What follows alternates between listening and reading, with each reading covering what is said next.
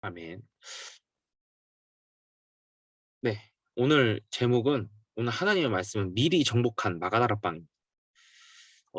이번 주는 부활주일입니다. 오늘 이제 구원과 부활이 여러분에게 어떤 의미로 다가오는지 한번 생각해 보시기 바랍니다.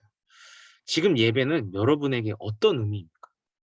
의미에 관련된 시 중에 김춘수 시인의 꽃이라는 시가 있습니다. 여러분 교과서에 반드시 나오는 시이기도 합니다. 수능에도 출제된 시이기도 하죠. 그 1연에 보면 내가 그의 이름을 불러주기 전에는 그는 다만 하나의 몸짓에 지나지 않았다. 이름, 곧 의미가 없다면 무의미하다는 것입니다. 근데 내가 그의 이름을 불러주었을 때 그는 나에게로 와서 꽃이 되었다. 그러나 의미를 발견하는 순간, 즉 이름을 부른다는 것은 의미가 생겼다는 거죠. 하나의 몸짓이 아름다운 꽃이 되었음을 은유적으로 1연에 표현했습니다. 이 말을 제가 왜 하냐면 나의 복음이라는 이 말은 바로 내게 그리스도가 이 복음이 하나의 의미로 마음에 담겼다는 것을 말합니다. 하나님의 말씀이 언약으로 붙잡혀졌다는 말이기도 합니다. 오늘 이 예배 시간에 참여한 모든 렘넌트들에게 올바른 복음이 회복되는 성령의 역사가 임하길 기도하겠습니다. 여기에 아직 모이지 않은 렘넌트들은 하나님의 시간표에 따라 반드시 이 하나님의 그리스도, 이 복음이 의미되어진 날이 오게 될 것입니다. 그래서 구원과 이 부활은 구약에 약속된 그리스도의 복음이 성취되는 순간이었습니다. 예수님께서 십자가에서 갈보리산에서 피 흘려 죽으시고 부활하셨습니다. 그리스도의 삼중직을 감당하신 것입니다. 그렇다면 이 의미는 무엇일까요? 창세기 3장 15절.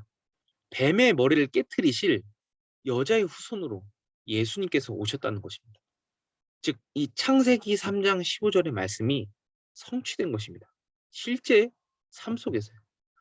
요한복음 1장 14절에 그걸 정확하게 얘기해 주고 있습니다.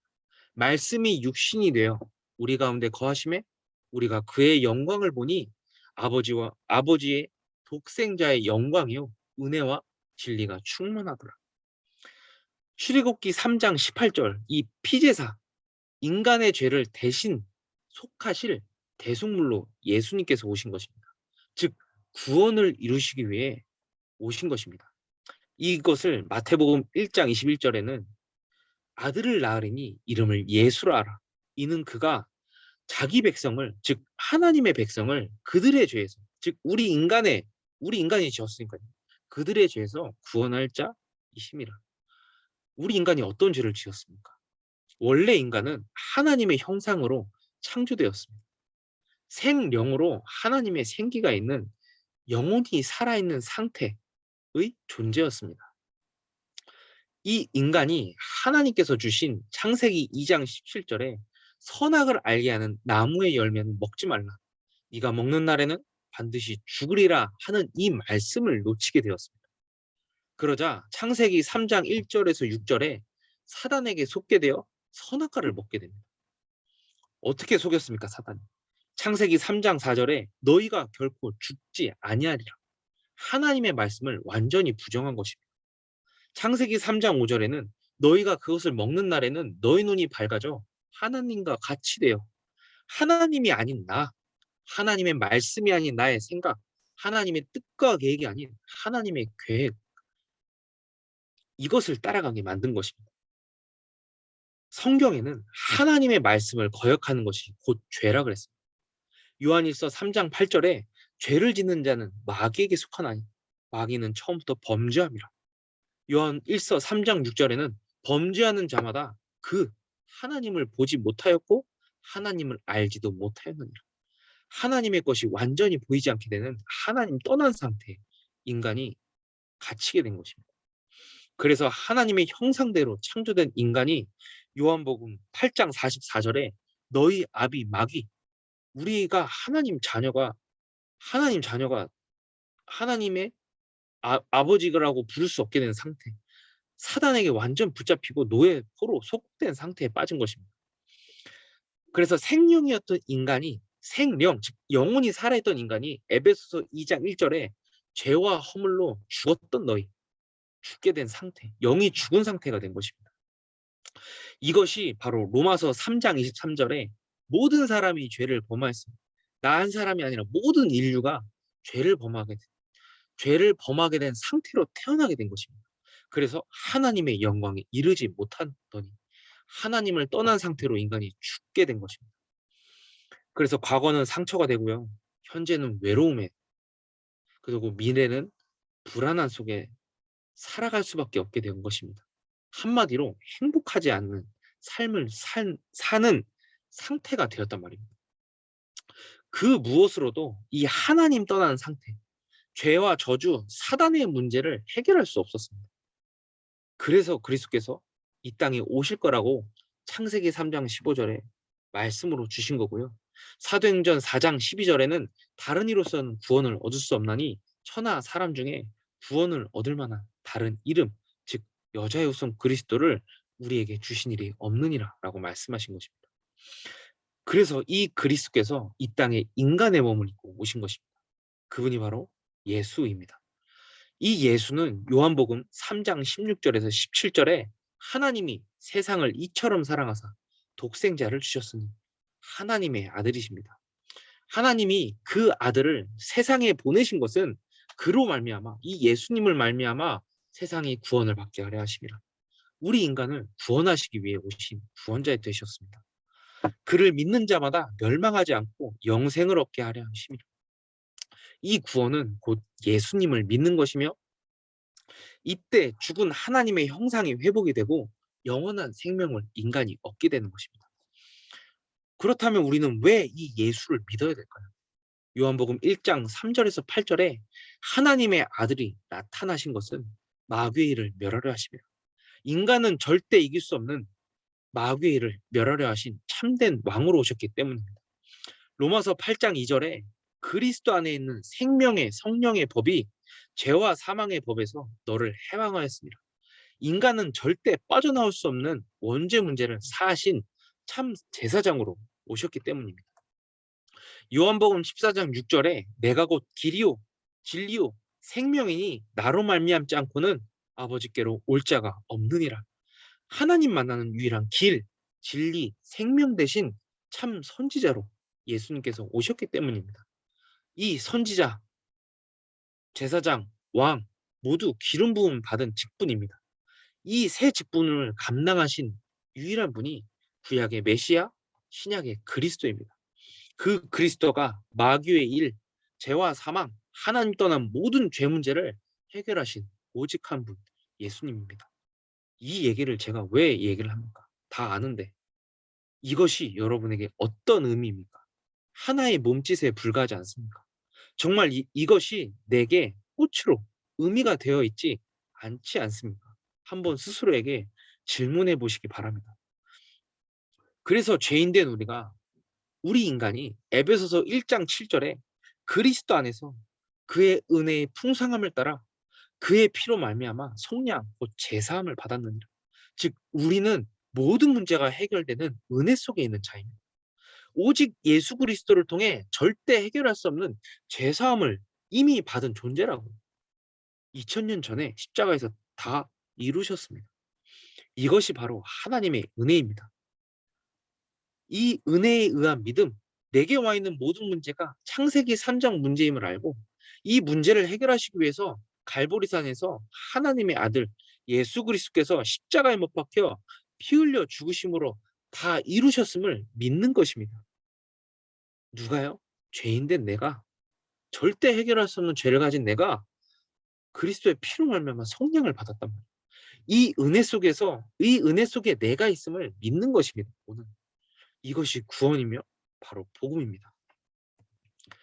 이사야 7장 14절에 하나님께서 성령으로 지금 우리와 함께 하시겠다고 말씀으로 약속하셨습니다. 그 예수님께서 이 땅에 오신 것입니다. 즉 임마누엘입니다. 갈라디아서 2장 20절에 내가 그리스도와 함께 십자가에 못 박혔나니 그런즉 이제는 내가 사는 것이 아니요 오직 내 안에 그리스도께서 사시는 것이라. 구원받은 그 순간 내가 구원의 은혜 속에 있는 하나님의 자녀구나를 믿는 순간 오직 내 안에 그리스도께서 사시는 것입니다.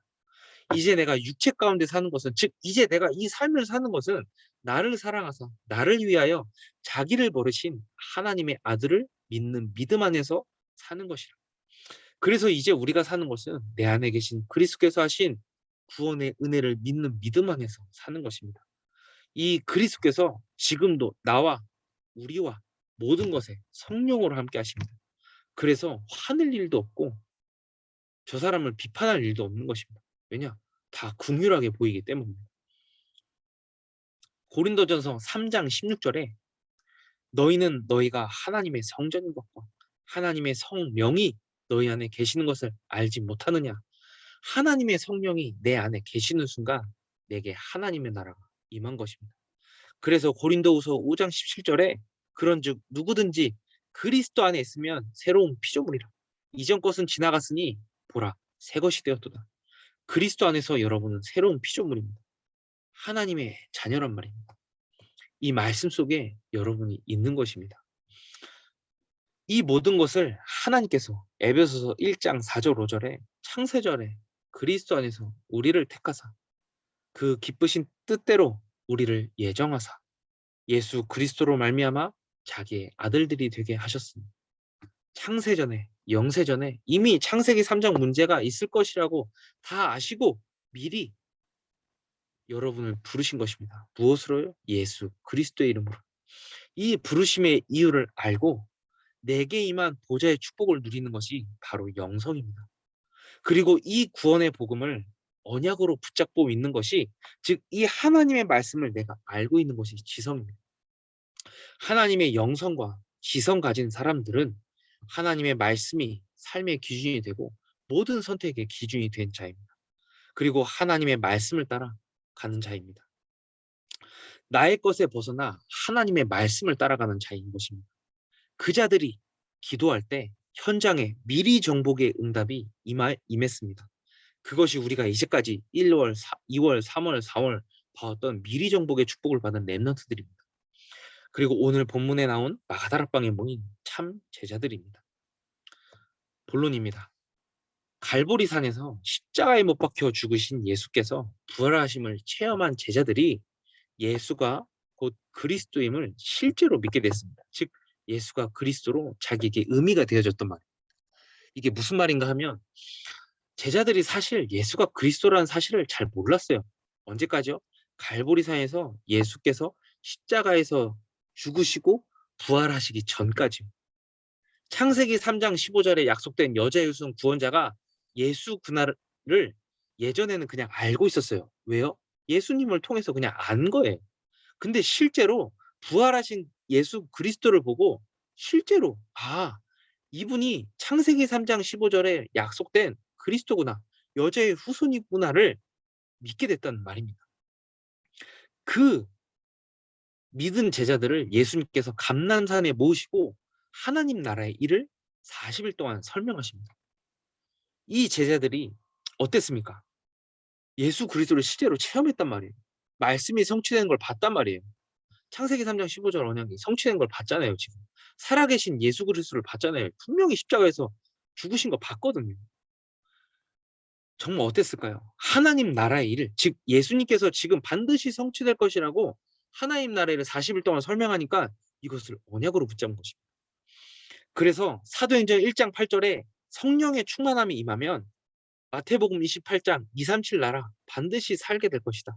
마가복음 16장에 약속된 치유의 역사 반드시 성취될 것이다. 요한복음 21장에 약속된 서밋의 언약이 반드시 성취될 것을, 오직 그리스도의 말씀이 선포가 되면 반드시 모든 사람이 구원을 얻고 이 세상 살릴 것을 언약으로 붙잡았다는 말입니다. 그 자들이 마가의 다락방에 모여 다른 것을 한 게 아니라 마음을 같이하여 하나님께서 주신 것을 붙잡았다는 것입니다. 오로지 기도에 힘쓰더라. 그때 그곳에 성령의 충만함이 임하게 된 것입니다. 이게 사도행전 2장의 역사입니다. 이 성령의 충만함이 임하자 1번입니다. 오늘 본문에 바데인, 메데인 등 이방인들이 그리고 메소포타미아, 뭐 유대와 갑바도기아 등 여러 지방의 여러 나라의 사람들이 각 언어로 하나님의 큰 일을 말함을 듣더라. 지금 유대, 즉 이스라엘 백성이잖아요. 지금 이 사람들이. 그 사람들이 기도하니까 그 주변에 있던 사람들이 다른 나라 사람들 혹은 다른 민족들이 그 사람들의 말을 자기들의 언어로 받은 것입니다. 하나님의 말씀을 붙잡고 기도했더니 그때 그곳에 성령의 충만함이 임하자 말씀이 성취된 것입니다. 어떤 말씀이에요? 모든 민족이 구원을 얻게 될 것이다. 성령의 능력이 나타난 것이 뭐예요? 내가 내 한국말로 했더니 미국 영어로 알아듣는다는 쉽게 말하면 그 얘기입니다. 성령의 능력이 현장에 나타난 것입니다. 그리고 어땠어요? 이 뭐 메데인, 바데인, 몸에서 이 사람들이 구원을 얻게 된 것입니다. 정말 웃기지 않습니까? 이것이 바로 성삼위 하나님께서 보좌의 축복으로 함께 하시는 시공간을 초월하여 현장에 빛을 비출 때 일어나는 역사였습니다. 이것을 우리가 393으로 얘기를 하고 이것을 우리가 기도로 집중하자는 것입니다. 그럼 반드시 현장에 살아나니까요. 마태복음 28장 16절 20절에 모든 민족을 제자로 삼아 아버지와 아들과 성령의 이름으로 세를 베풀고 이 말씀이 마가의 다락방에 성취된 것입니다. 마가복음 16장 15절에서 20절에 믿고 세례를 받는 자는 구원을 얻을 것이요 믿는 자들에게는 이런 표적이 따르리니 곧 그들이 새 방언을 말하며 방언이 중요한 게 아닙니다. 그리스도를 모든 민족이 듣고 믿어 새 방언을 말하는 말씀이 성취된 것입니다. 구원의 역사가 일어나고 성령의 역사가 마가의 다락방에 임하게 됐다는 것입니다. 즉 성삼위 하나님께서 함께 하시는 역사가 일어난 것입니다. 이 말씀이 무엇입니까? 사도행전 1장 8절에 오직 성령이 너에게 임하시면 너희가 권능을 받고 복음이 나의 복음 된 자들 즉 예수가 그리스도 되심이 내게 의미 되어진 자들이 하나님의 말씀을 정확한 언약으로 붙잡고 기도했더니 그곳에 성령의 충만함 보좌의 축복이 임한 것입니다. 그때 땅끝까지 이르러 내 증인이 되리라. 그들의 힘으로 증인이 되는 게 아닙니다. 하나님의 말씀으로 증인이 되리라고 약속하신 것입니다. 그래서 성령의 역사심으로 모든 민족이 제자로 삼게 되는 역사가 일어난 것입니다. 하나님께서 이 축복 속으로 여러분을 부르셨습니다. 언제요? 창세전에, 영세전에. 왜요? 올바른 복음이 회복이 될 것을 이미 축복으로 줬어요. 예수 그리스도 안에 있는 성령이 여러분에게 임하였다고. 이 축복이 여러분에게 이미 임하여 있습니다. 여러분이 이것을 믿기만 하면 됩니다. 2번입니다. 사도행전 2장 17절에서 18절 내가 내 영을 모든 육체에 부어주리니 너희 자녀들은 예언할 것이요 너희 젊은이들은 환상을 보고 너희의 늙은이들은 꿈을 꾸리라. 성령의 충만함이 임하자 요엘 2장에 하나님의 말씀이 마가의 다락방에서 실제로 성취됐습니다. 요엘서는 어디에 나와요? 구약에 나옵니다.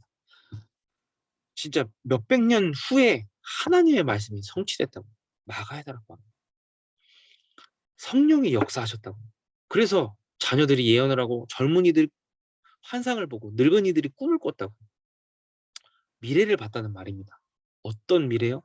사도행전 2장 21절에 누구든지 주의 이름을 믿는 자는 구원을 받으리라. 이것을 정확한 언약으로 붙잡고 믿게 된 것입니다. 그 자들이 가는 곳마다 구원의 역사가 일어났습니다. 실제로 사도행전 3장에 계속 베드로가 안진뱅이를 봤을 거 아니에요. 성전 미문에 앉아 있었던 사람입니다. 그 전에는 이 사람에게 있는 게 뭔지를 몰랐어요. 그냥 안진뱅이구나라고 봤을 겁니다.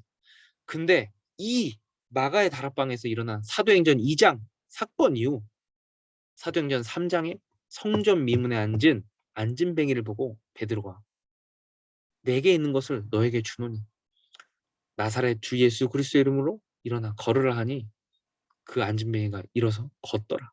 춤까지 추었다는 것입니다.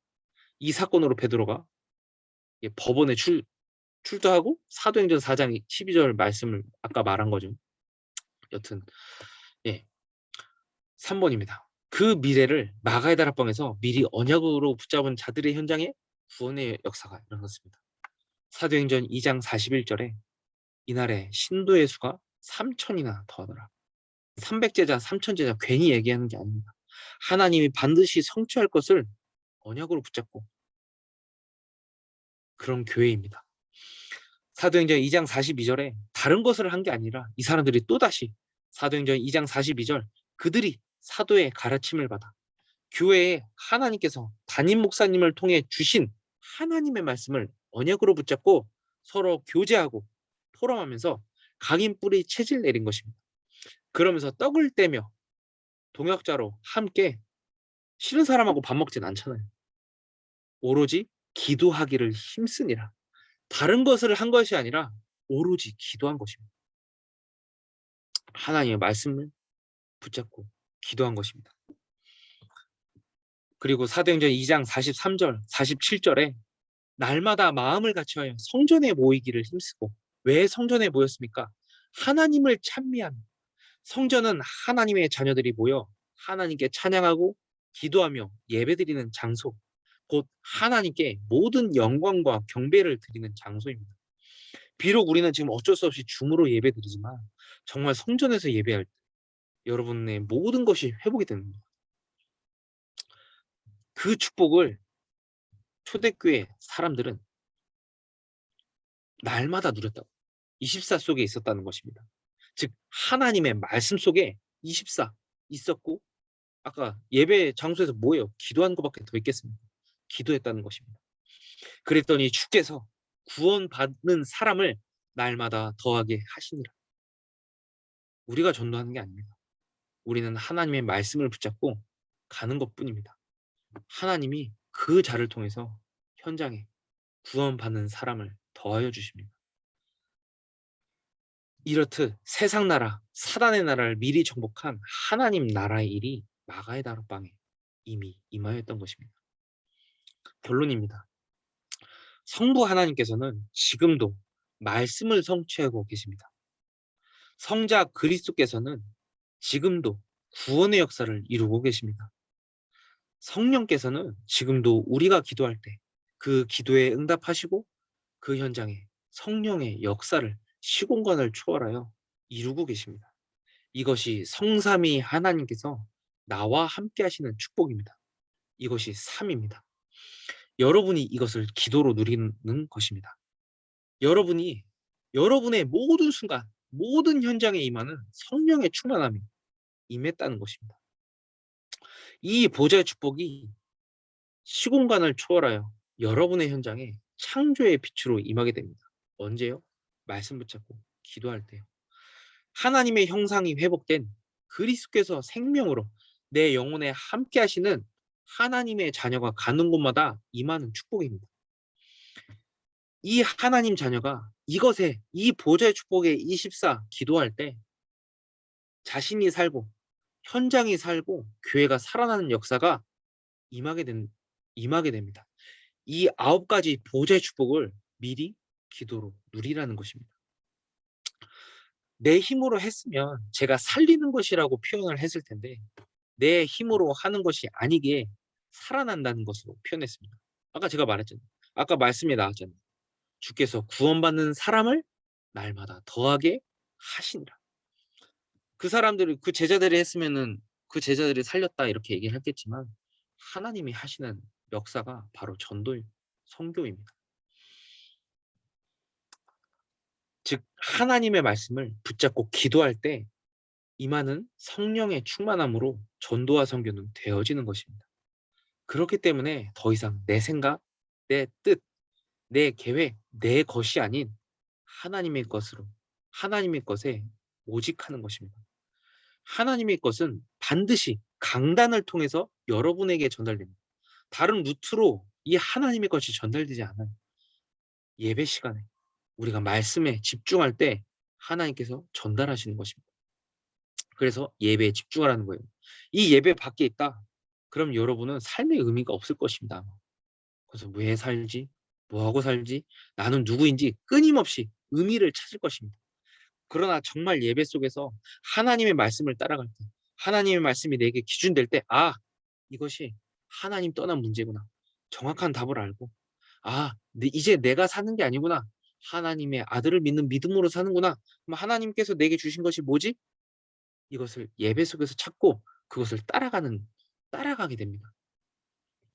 이것을 이 하나님의 말씀을 붙잡은 자들이 오늘 찬양으로 들었던 70제자입니다. 정말 황폐한 시대에 하나님이 예비된 자들을 부르시는 것입니다.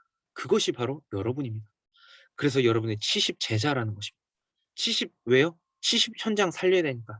70 나라 살려야 되니까. 70 족속 살려야 되니까. 이 축복 속에 여러분이 이미 있는 것입니다. 왜냐? 하나님의 말씀을 따라갈 수 있도록 하나님께서 예배를 통해 이 말씀을 지금 여러분에게 전달하고 계신 것입니다.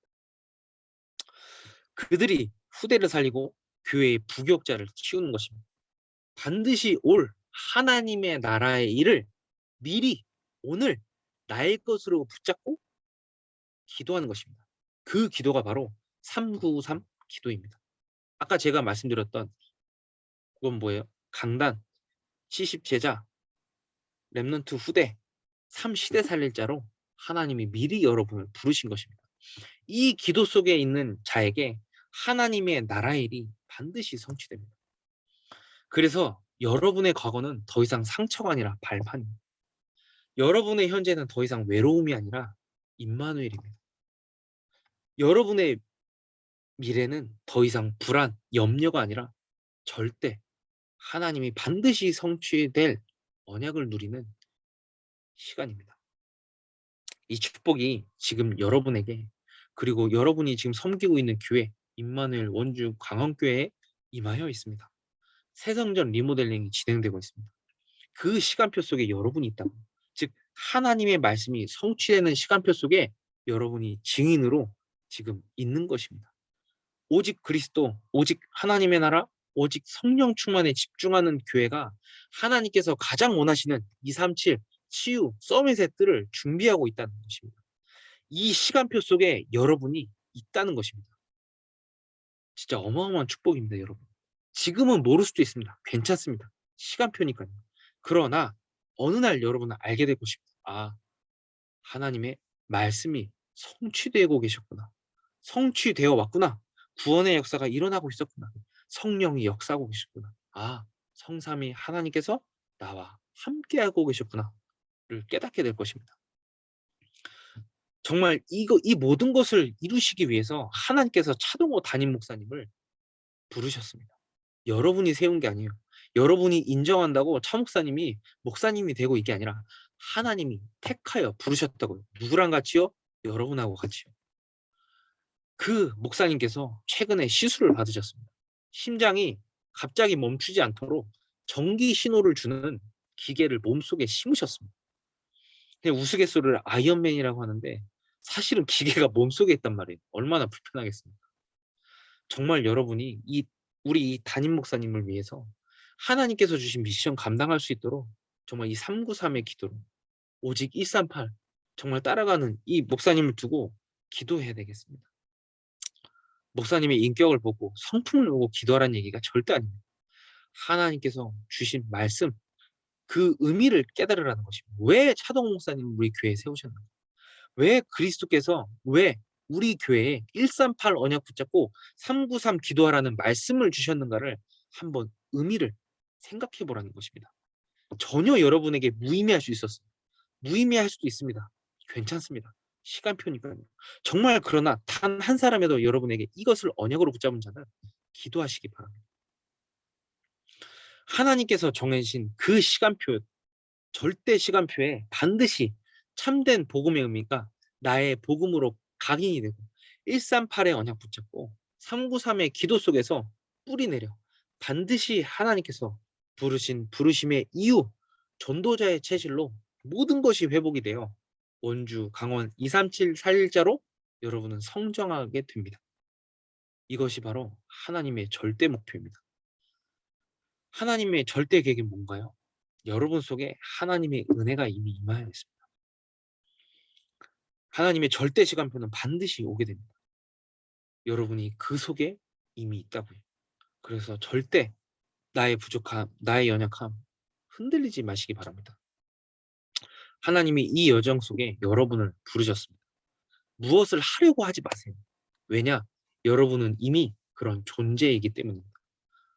제가 여자처럼 행동한다고 제가 여자가 되지 않습니다. 제가 무슨 짓을 해도 여자가 될 수 없듯이 저는 그렇게 태어난 존재입니다. 즉 하나님께서 여러분을 그런 존재로 택하시고 부르셨다는 것입니다. 이 축복 속에 있는 여러분이 한 팀입니다. 그래서 절대 무시하지 마세요. 상대방을 무시하는 건 여러분을 무시하는 것입니다. 왜? 여러분이 하나님의 자녀이기 때문입니다. 똑같은 축복 속에 있다니까요. 이 축복 속에 있는 남은 자임을 알고 393 기도 속에서 흔들리지 않은 하나님의 말씀 따라가는 순례자요. 이 축복 속에 있는 남은 자로, 그래서 현장에 사단을 무릎 꿇는 정복자로, 생명 살리는 전도자, 증인으로 앞으로 2030, 2080 시대 살릴 자로 하나님께서 여러분을 부르셨습니다. 이것에 의미가 발견되어지길 제가 한 주간 기도하겠습니다. 하나님의 말씀이 반드시 여러분의 현장에 성취되길 기도하겠습니다. 기도하고 예배 마치도록 하겠습니다. 주기도문으로 예배 마치도록 하겠습니다. 하나님 아버지 감사합니다. 정말 오직 138 하는 그 언약 속에 하나님의 것에 임마누엘 원주 강원교회 모든 렘넌트들을 부르심에 감사를 드립니다. 이 축복 속에 있음을 알고 스스로를 비난하지 않으며 정말 하나님의 언약에 뿌리 내리는 남은 자로 하나님께서 주신 언약을 기도로 누리는 절대 흔들리지 않은 순례자로 반드시 사단을 무릎 꿇을 정복자로 인도하심에 감사를 드립니다. 반드시 성취될 언약 속에 이 모든 렘넌트들의 현장에 그리고 이 렘넌트들을 위해서 하나님께서 세우신 모든 중고등부 교사분들에게 성령이 역사하여 주옵소서. 성령의 충만함을 역사하여 주옵소서. 정말 하나님의 말씀을 정확한 언약으로 붙잡고 구원받은 하나님의 은혜의 의미를 발견한 자가 하나님 앞에 서서 기도할 때 언약을 이루시고 기도에 응답하시는 우리 주 예수 그리스도의 이름으로 기도드립니다. 아멘. 예, 주기도문으로 예배 마치도록 하겠습니다. 전능하사 주기도문으로 오늘 예배 마치도록 하겠습니다. 하늘에 계신 우리 아버지여, 이름이 거룩히 여김을 받으시오며 나라에 임하옵시며 뜻이 하늘에서 이루어진 것 같이 땅에서도 이루어지리라. 오늘날 우리에게 일용할 양식을 주옵시고 우리가 우리에게 죄 지은 자를 사하여 준 것 같이 우리 죄를 사하여 주옵시고 우리를 시험에 들게 하지 마옵시며 다만 악에서 구하옵소서. 나라와 권세와 영광이 아버지께 영원히 있사옵나이다. 아멘. 예, 감사드립니다.